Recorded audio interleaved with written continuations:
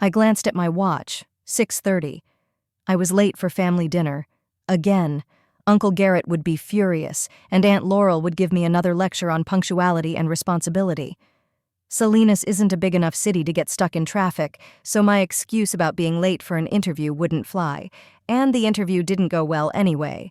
I grew up in my aunt and uncle's house after my parents died in an accident when I was 13.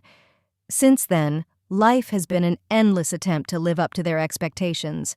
At 22, with a degree in computer science, they thought I should be heading up some department at a tech giant, not treading water 3 months after graduation.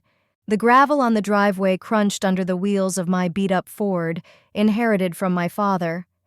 The car, which my uncle called that piece of junk, was my only connection to the past. My uncle had offered to take it for parts for his auto shop for next to nothing, but I always refused. "Winslow, we've started without you!" Aunt Laurel shouted as I walked in. "Wash your hands and come to the table." The dining room was filled with the familiar atmosphere of tense politeness. Uncle Garrett sat at the head of the table with a glass of red wine, which he bought by the case, boasting of his impeccable taste. Aunt Laurel bustled about with trays, even though the house had a housekeeper, Clementine, who came 3 times a week. My cousin Farron, a 30-year-old manager at my uncle's car dealership who told the same stories about selling Mercedes at every dinner, was boredly flipping through his phone. "Here's our computer genius." My uncle leaned back in his chair, his voice dripping with sarcasm. "How did the interview go? Have you been appointed head of the corporation yet?" Aunt Laurel placed a plate of roast beef and stewed vegetables in front of me and froze, clearly expecting good news. "The interview went okay, at Corner Tech." My relatives looked puzzled. "It's a small company here in Salinas," I explained. "They offered me a position in technical support. It's a good start to learn the system from the inside." Uncle Garrett choked on his wine. "Are you kidding? Technical support?" He turned to his wife. "Did you hear that? 4 years of college to tell people to turn the computer on and off?" "It's temporary," I replied, sticking a fork into my vegetables. "They have a great security development department that I can move to when—" "Let me tell you something," my uncle interrupted, his face gradually reddening.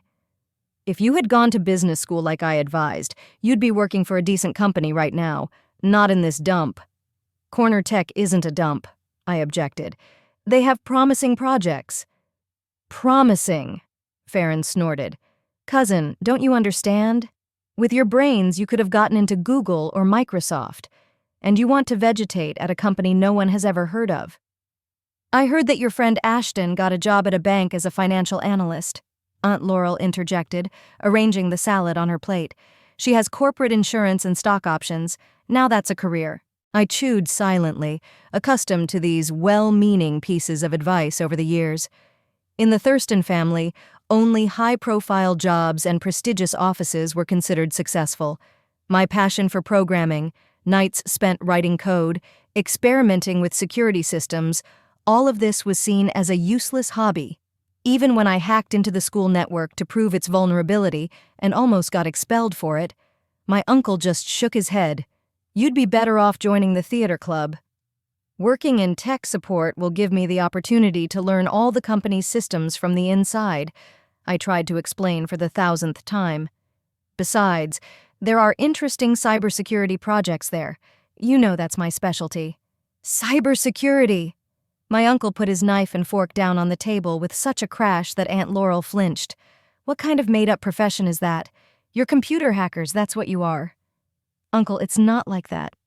Do you know how many of those specialists come to our car dealership? They say they'll connect the alarm system to the internet, but all they do is take your money. All these IT guys are windbags and slackers." I put down my fork and stared at my plate. A familiar feeling of helplessness and anger rose inside me like a wave. 3 months of job hunting, hundreds of resumes sent out, dozens of interviews. And finally, an opportunity had presented itself, not perfect, but real. And they were destroying it again with their disapproval. "I shouldn't have told you," I said quietly. "What are you muttering about?" My uncle leaned forward. "I said I shouldn't have told you about the job." My voice grew louder. "You've never supported anything I really like." Aunt Laurel paled. "Winslow, don't start again. We've always wanted what's best for you. We gave you a roof over your head, paid for your education, and I'm infinitely grateful for that," I replied sincerely. "But can't you at least once in your life support my choice instead of criticizing it? Support your choice to work in some fly-by-night office for peanuts?" Uncle Garrett sneered. "You don't know what you want." "I know exactly what I want," I replied. "I want to work in a field that interests me. I want to grow in it, even if I have to start at the bottom." Farron sighed loudly and rolled his eyes. "Let's not ruin dinner," Aunt Laurel said, trying to lighten the mood. "Winslow, dear, no one is saying you have to give up this job. Just maybe you should look for something more prestigious?" I couldn't hold back the sarcasm. "More suited to your education," my aunt finished. Uncle Garrett pushed his plate away and filled his glass. "You know what I think?" He pointed at me. "You're just lazy. You don't want to put in the effort and work your ass off like I did when I started my business." "I'm not lazy," I protested. "Do you have any idea how much time I spent learning programming languages? How many projects I did in college? I have one of the best degrees in my class." "What good is that degree if you're going to work as a telephone operator?" my uncle retorted. "My car cleaner makes more than that." Something inside me snapped. Years of pent-up frustration, misunderstanding, and feeling like a stranger in my own home all came pouring out at once. "You know what, Uncle?" I stood up from the table. "I've accepted the offer. I'm starting at Corner Tech on Monday, and I don't need your approval." The room fell silent. Uncle Garrett slowly put down his glass and stood up too. "You live under my roof, you eat my food, and I deserve basic respect." His voice was dangerously quiet. "If you're going to work at that dump, it's not a dump." "Don't interrupt me," he snapped. "If you insist on doing this, you can forget about my support. No one in this family has ever been a lackey, and you're not going to be the first." Aunt Laurel turned even paler. "Garrett, don't. Are you serious?" I couldn't believe my ears. "You're kicking me out because I found a job?" "I'm not kicking you out." My uncle crossed his arms over his chest. "I'm giving you an ultimatum. Either you find something worthy of our family, or you live on your own." I looked at him, trying to comprehend what was happening. 22 years of my life, and just like that, out on the street because of a tech support job? Was their idea of prestige really more important than my happiness? "Fine," I said, feeling strangely calm. "I'll move out." "Winslow!" my aunt exclaimed, jumping up from her chair. "Garrett didn't mean that." "That's exactly what I meant," Uncle Garrett snapped. "It's time she grew up and realized that in life you have to fight for your place in the sun, not hide behind a computer." Farron watched us with ill-concealed pleasure, as if he were watching an exciting TV series. "When do I need to move out?" I asked, surprised at my own self-control. "The sooner the better," Uncle Garrett replied, turning away and returning to his wine.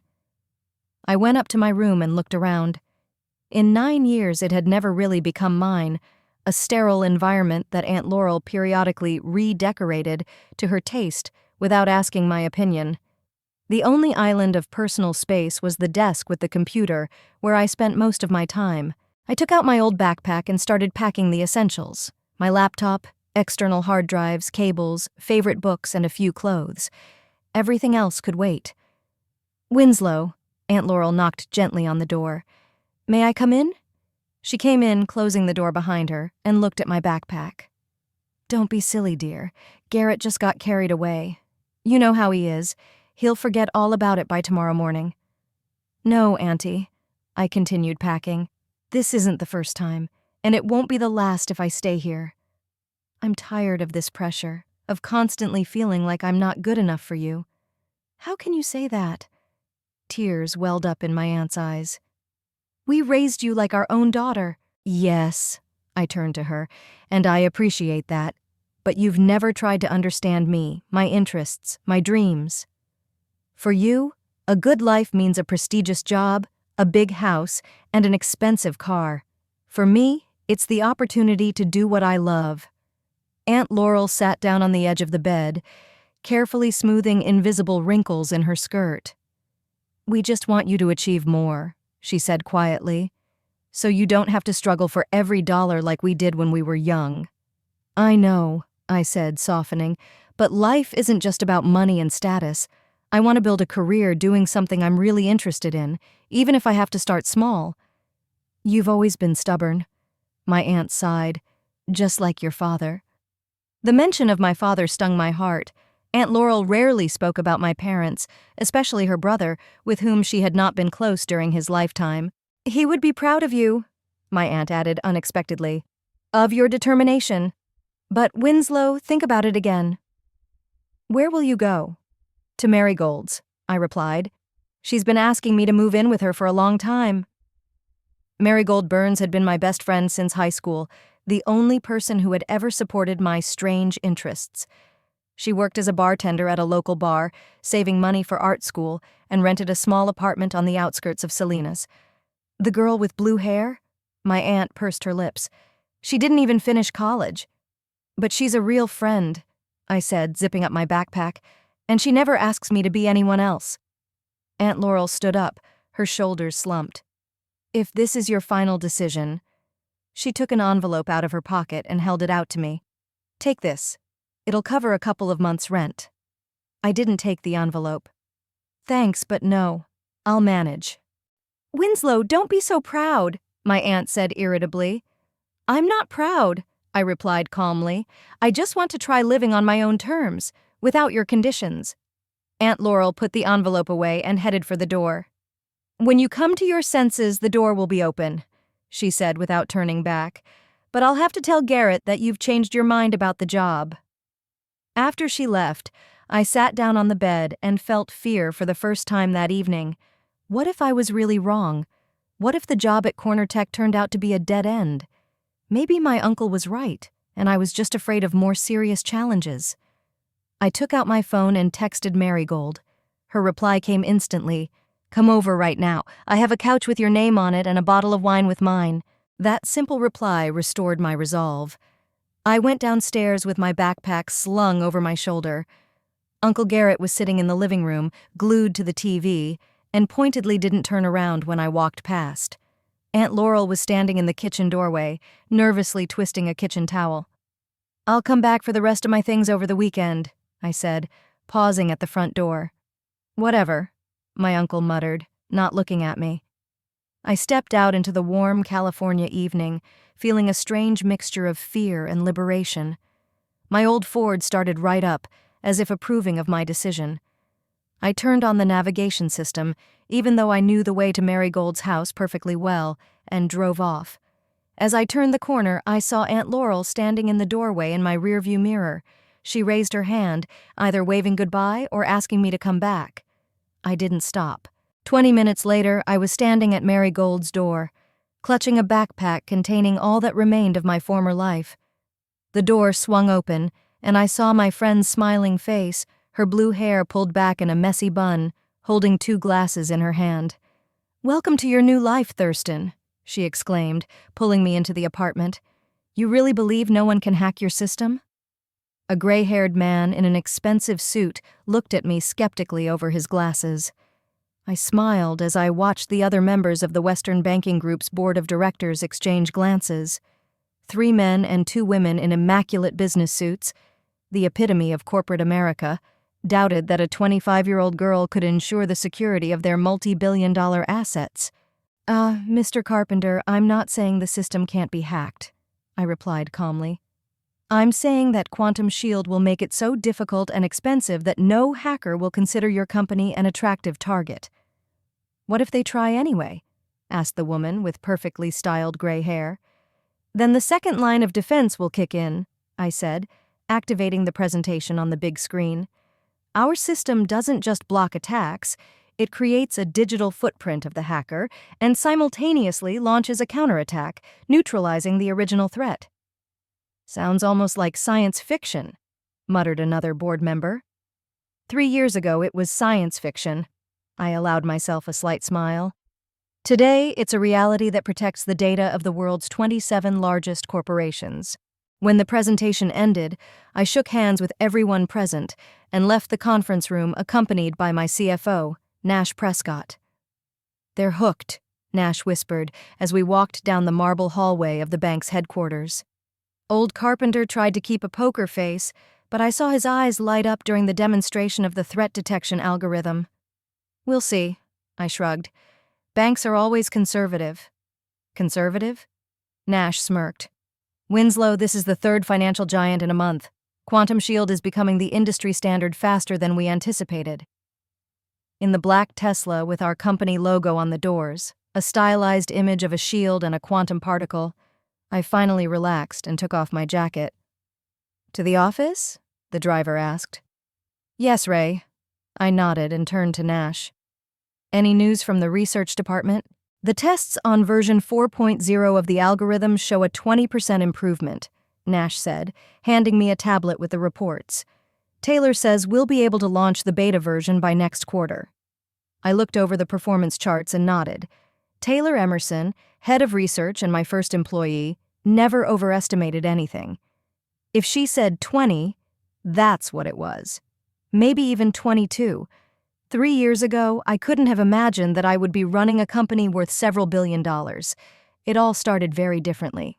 After a falling out with my Uncle Garrett and moving to Marigold, I did indeed go to work for Cornertech's technical support department. The first few months were exactly as my relatives had predicted, monotonous and exhausting. "Try restarting your router. Clear your browser cache. Make sure the cable is plugged in correctly." I repeated these phrases dozens of times a day. But at night, after my shift, I worked on my own project. Initially, it was just an experiment, a network threat monitoring system that could not only block attacks, but also predict them based on microscopic changes in network behavior. The idea came to me during one of my calls, when an elderly woman complained about strange behavior on her computer. The cursor was moving on its own, and programs were launching without her input.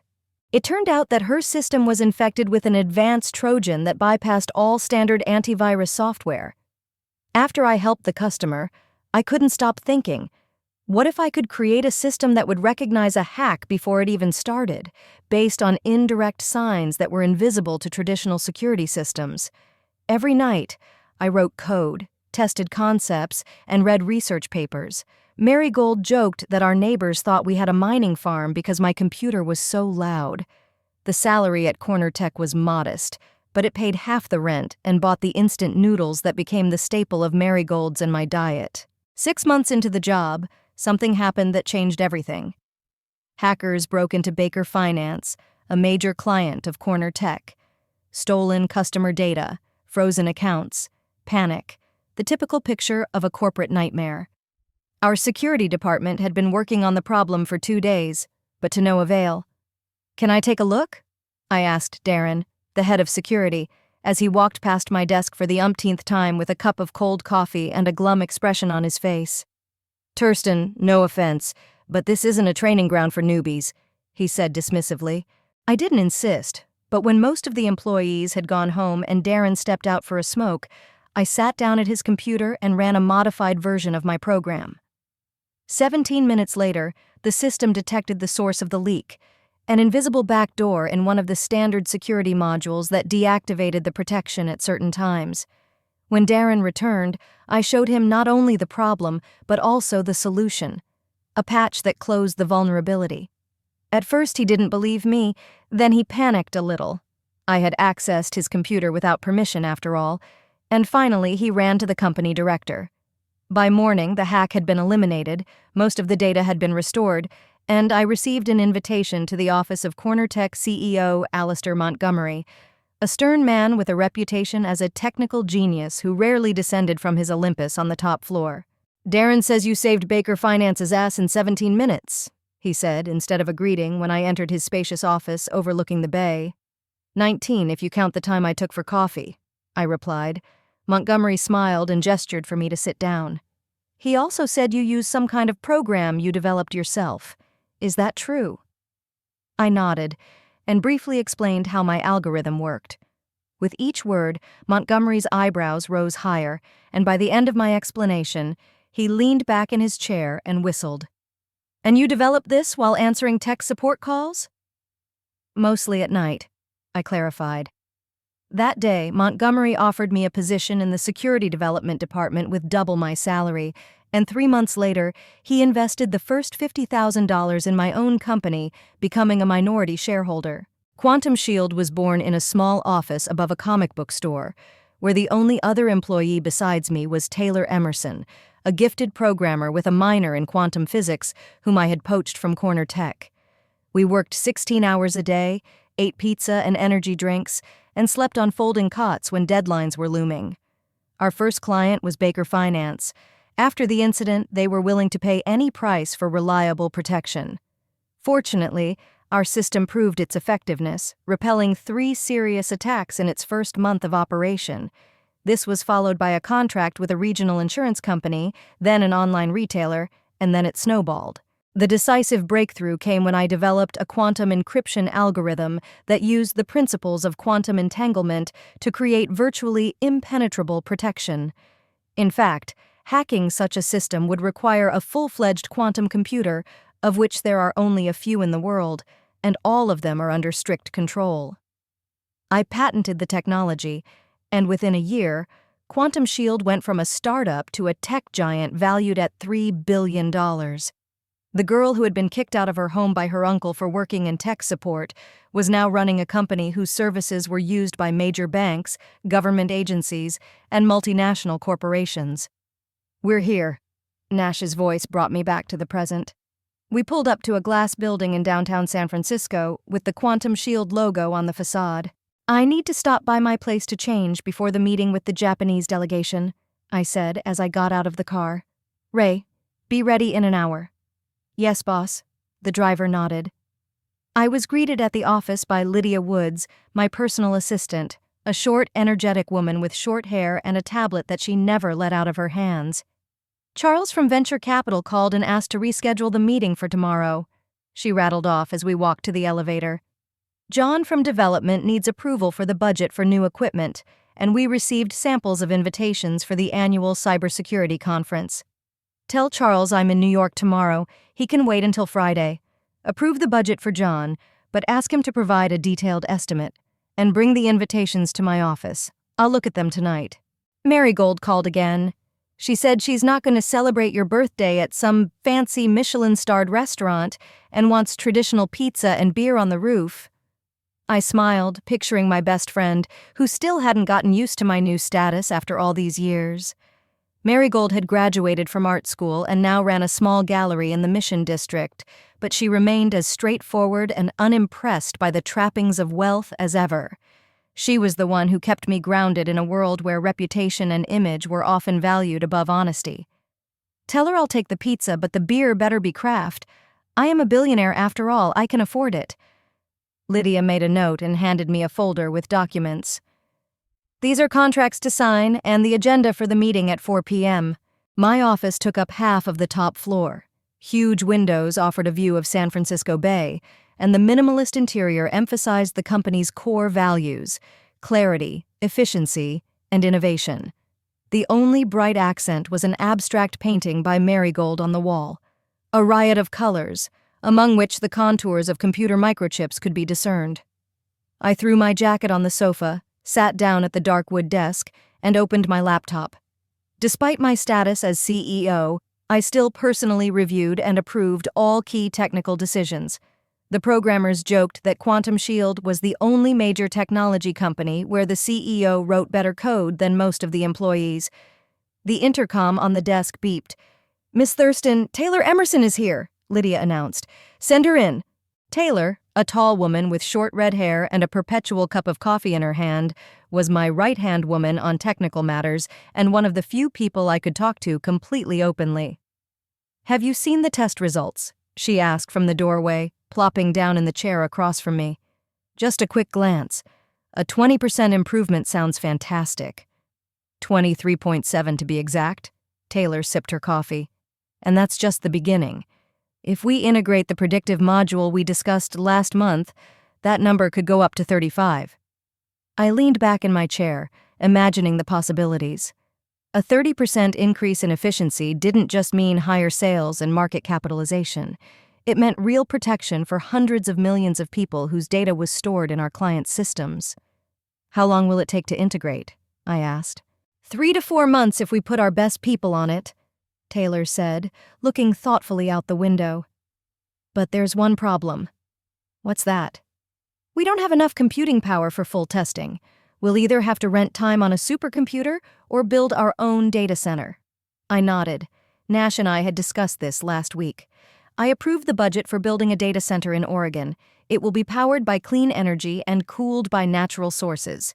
The first phase will be ready in 2 months. You're always one step ahead, Taylor smiled. That's why I love you. Professionally, of course. We both laughed.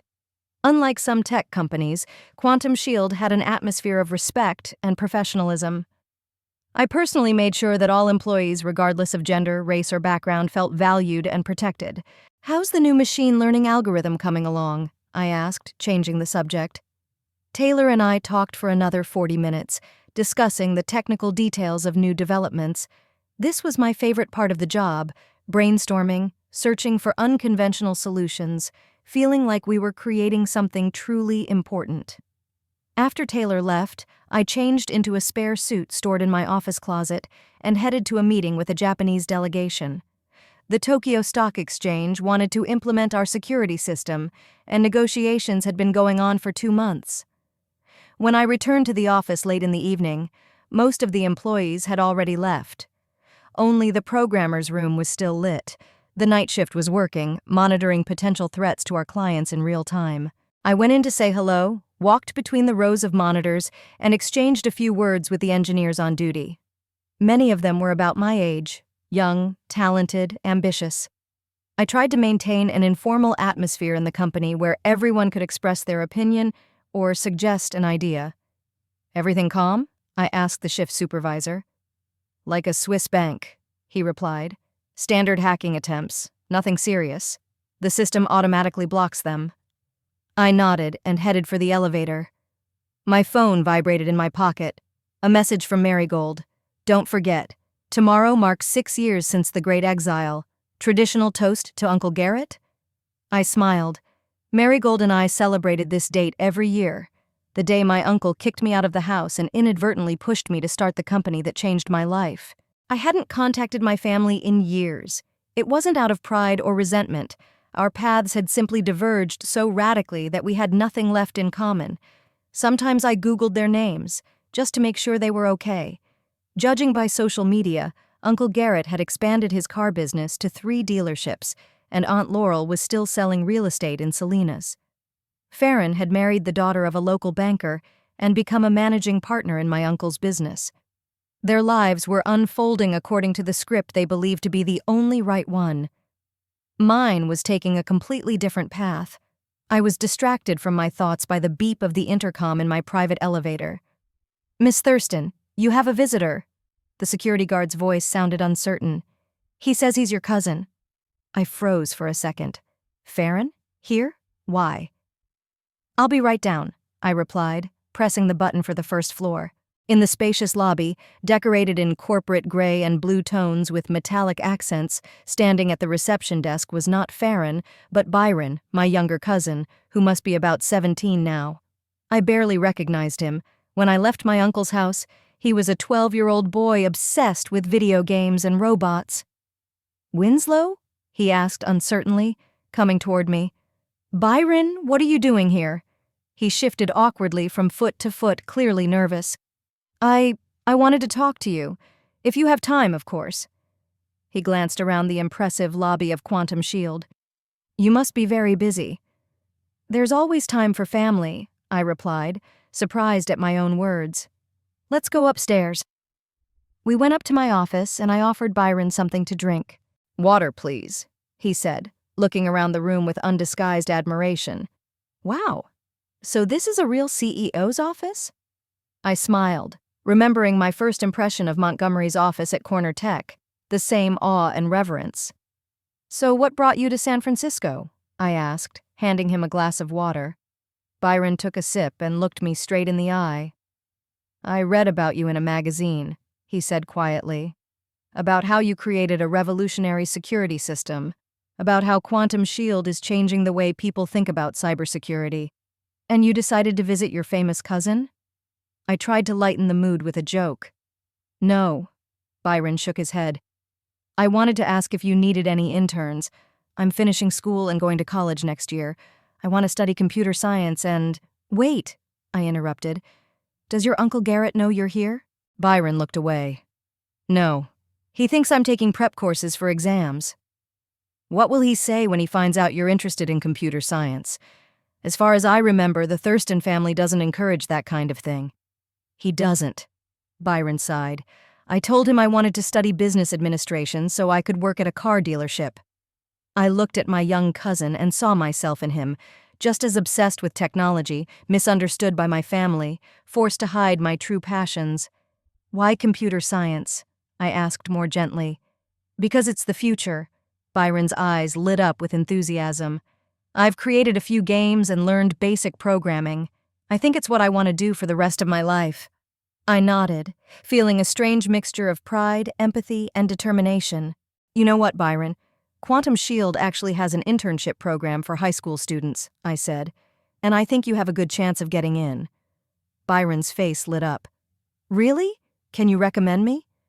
I can do more than that, I smiled. I can help you reach your potential just like someone helped me. At that moment, I realized that my journey from an insecure girl kicked out of her home for doing the wrong job to a successful businesswoman meant more than just personal achievement. It was an opportunity to change the lives of others, especially those who faced the same obstacles I had. And I decided to start with Byron. The pre-dawn sky over San Francisco was tinged with shades of lilac as I finished my run along the waterfront and climbed up to the terrace of my penthouse. 6 in the morning is the perfect time to be alone with yourself before another busy day begins. I poured myself some orange juice and opened my iPad to check the news and my email. A message from the PR department was the first to arrive. Miss Thurston, we would like to remind you that today is the release date for the Forbes issue featuring your interview.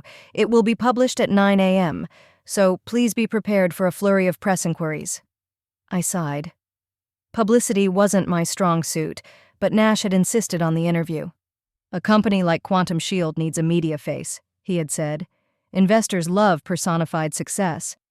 So 2 months ago, I agreed to a lengthy photo shoot and an in-depth interview for the cover of Forbes.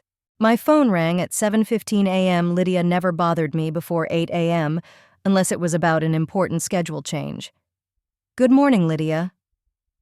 Good morning, Winslow. My assistant's voice sounded strange. Sorry for calling so early, but we have a woman at the front desk who says she's your aunt. She says she needs to talk to you urgently. I was speechless for a second. Aunt Laurel? Here? Did she say why she was here? I asked, trying to control my sudden anxiety. Just something about family matters.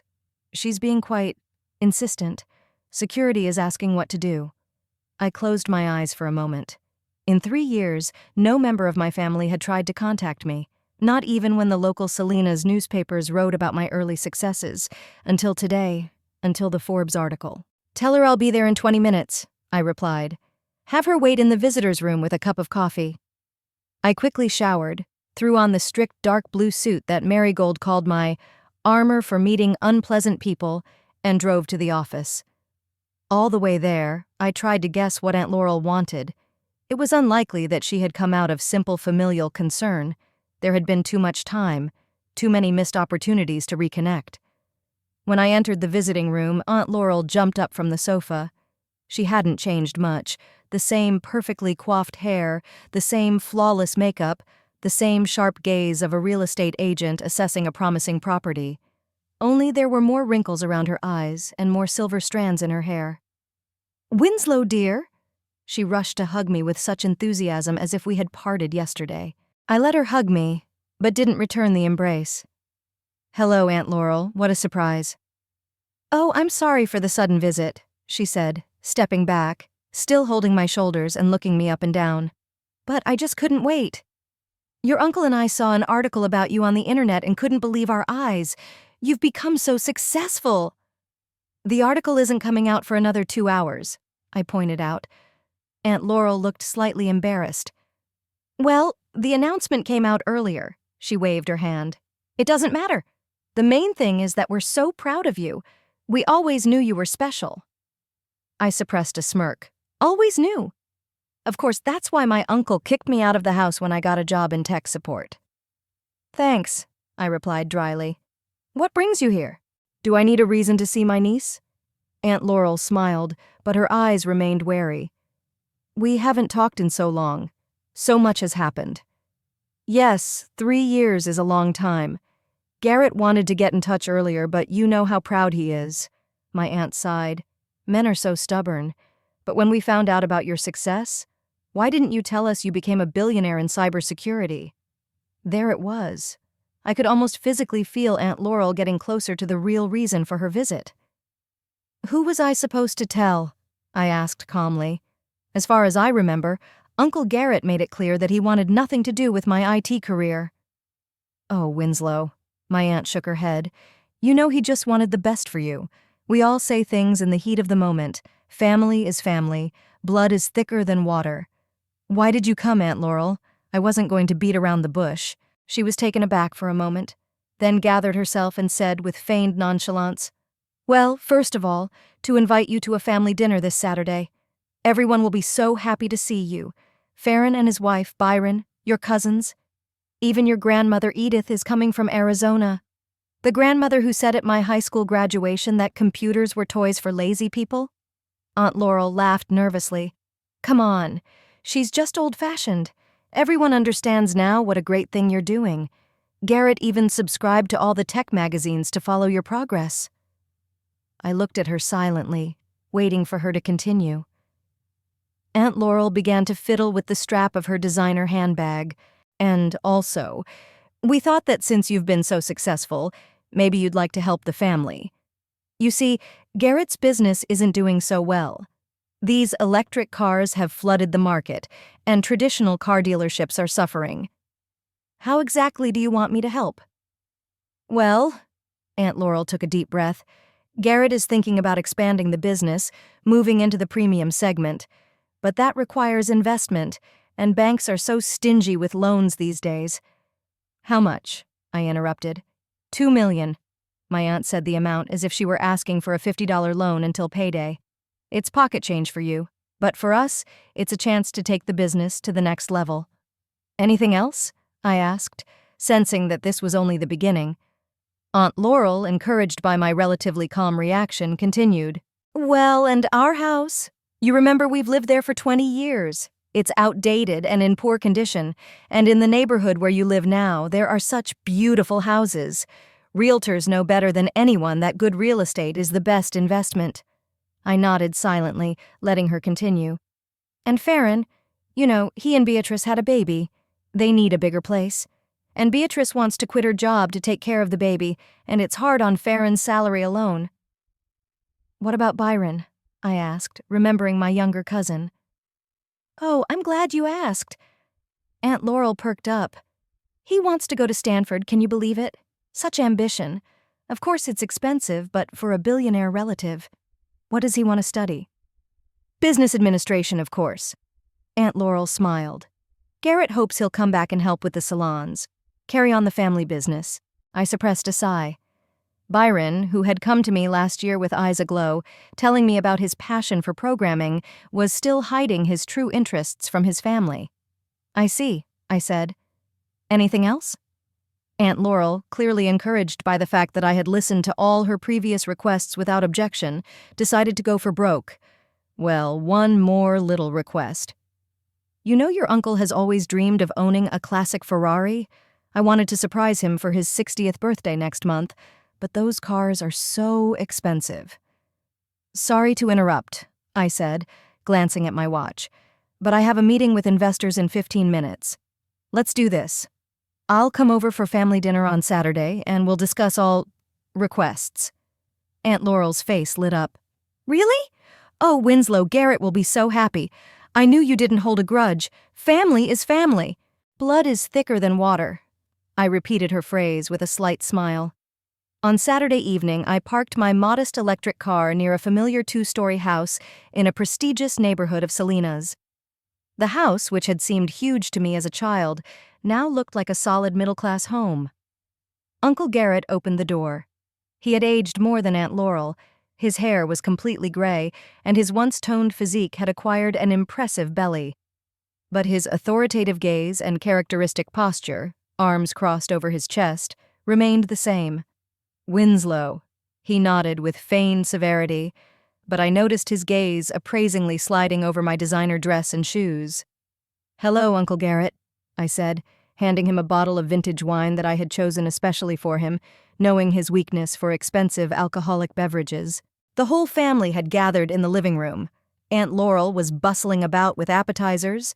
Farron and his wife Beatrice were sitting on the sofa. Beatrice had a chubby baby on her lap.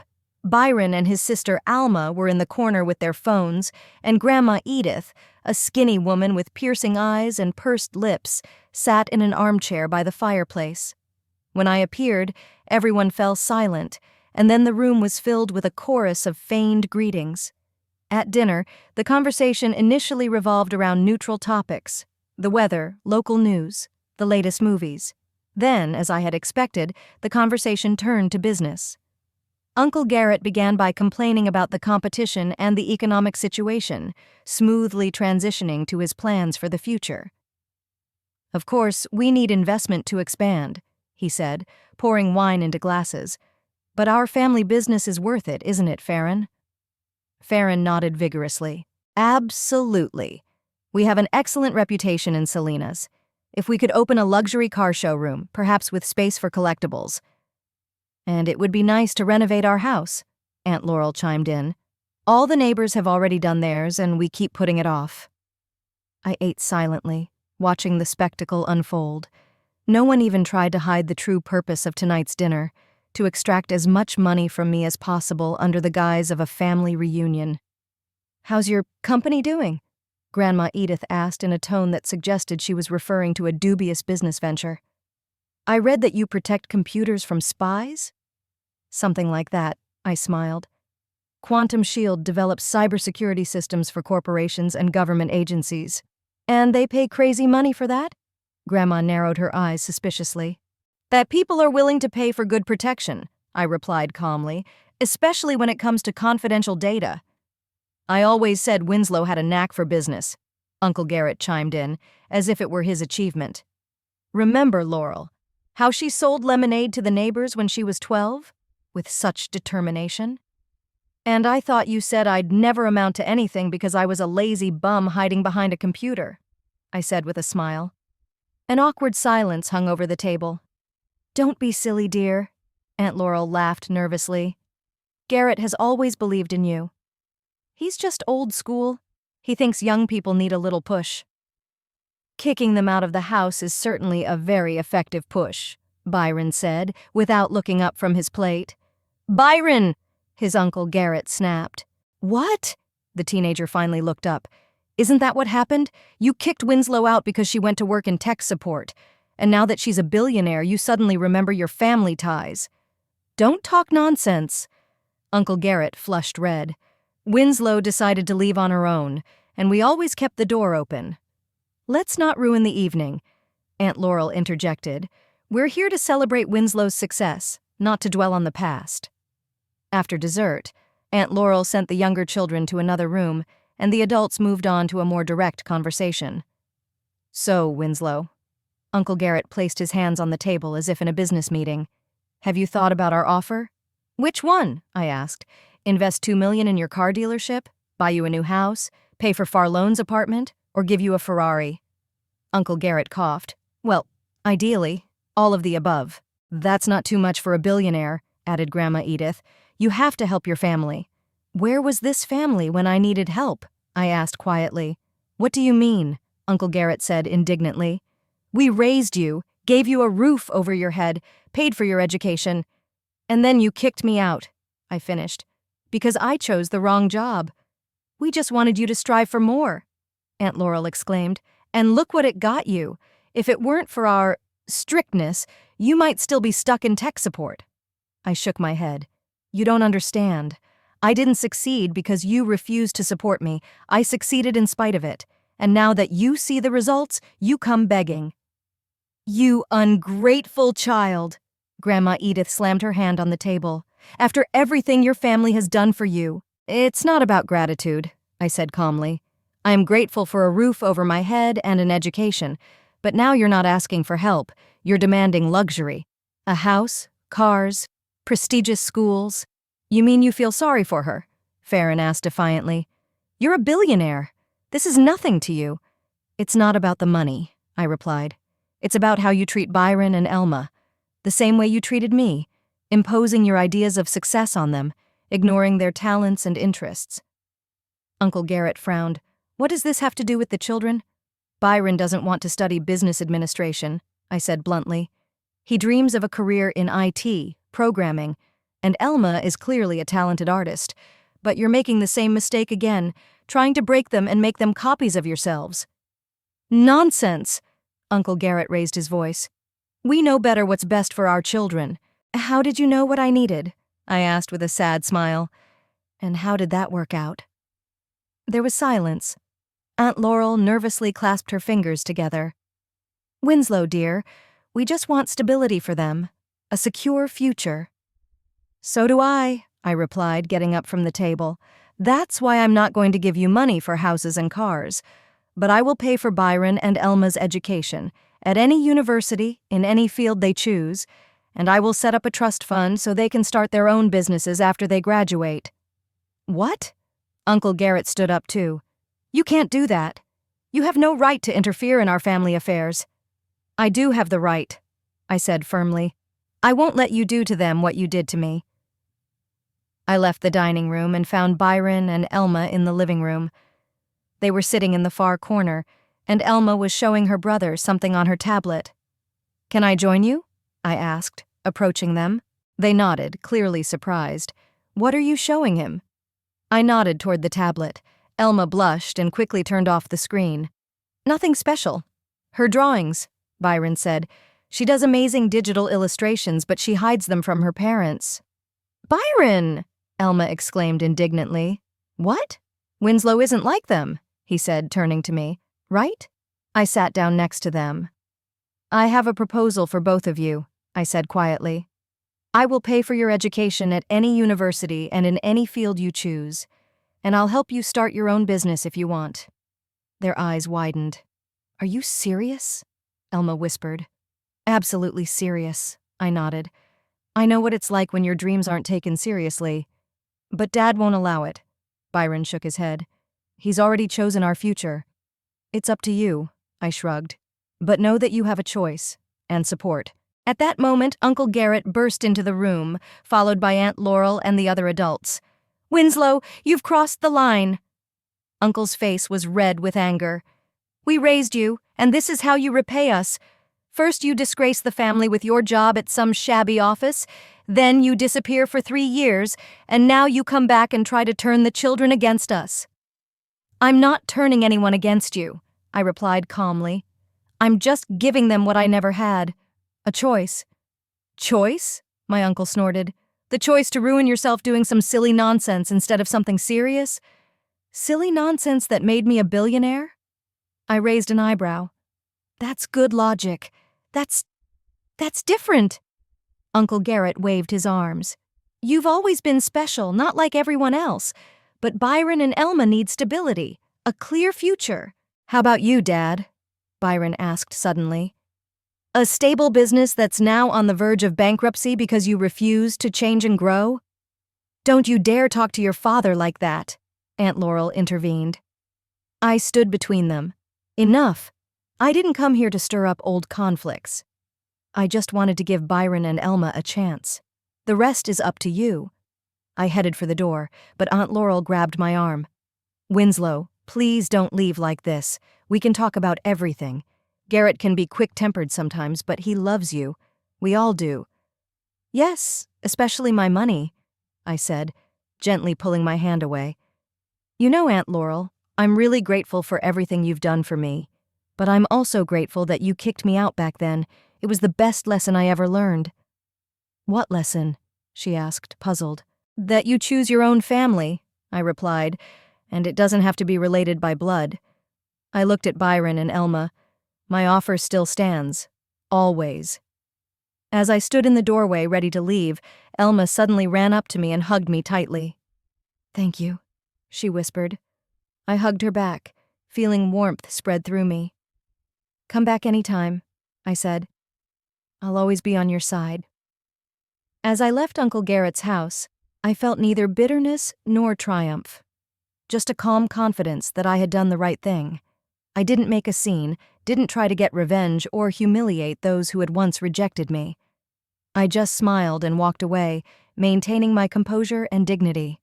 In the car, I dialed Marigold's number. "So have your relatives already made a list of yachts and islands they want?" she asked instead of saying hello. "Not yet," I smiled, although we were close.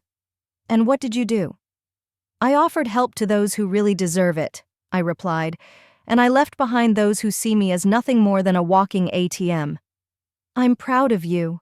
Marigold seemed to smile. "Ice cream and silly comedies still in effect?" "More than ever." I started the car. "I'm on my way."